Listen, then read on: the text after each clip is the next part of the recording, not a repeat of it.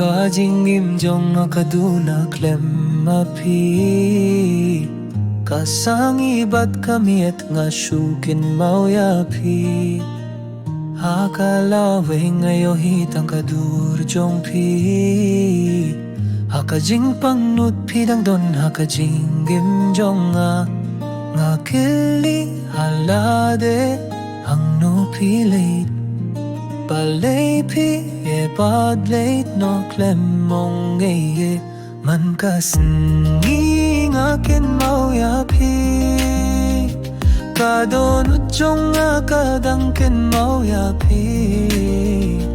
Pilong ka jingshay hakamiet padum jong nga Man ka Sngi nga Jingangnud Iaphi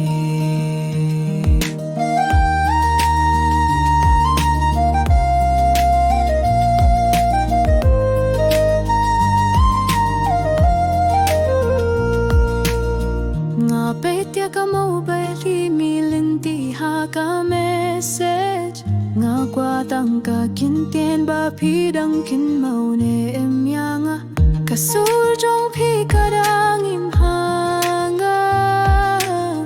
ka jingkren jong nga kadang imba piru pi e janga nga kren marvei bat kadur jong pi